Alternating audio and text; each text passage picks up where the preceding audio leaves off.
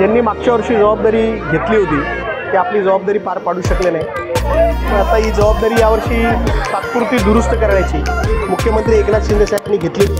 त्यांनी स्वतः या रस्त्याची पाहणी केली आणि नवीन टेक्नॉलॉजी जे प्रीकास्ट पॅनल्स असतात ते टाकून रस्ता दुरुस्त करण्याचं काम मुख्यमंत्री साहेबांनी केलं आहे. पण गणपतीला मी एकच प्रार्थना करीन की ज्या लोक फक्त जबाबदारी घेतात आणि काम पूर्ण करत नाही अशा लोकांचा अनुभव डोंबिवलीकरांना देखील आहे. तो रस्ता कुठल्या तरी एखाद्या चांगल्या म्हणजे जसे हुशार राजकारणी असतात तसे डॉक्टर श्रीकांत शिंदे देखील आहे, अशा कुठल्या तरी एका हुशार राजकारण्याच्या ताब्यात दिला तर तो रस्ता लवकर होईल असं आम्हाला वाटतं.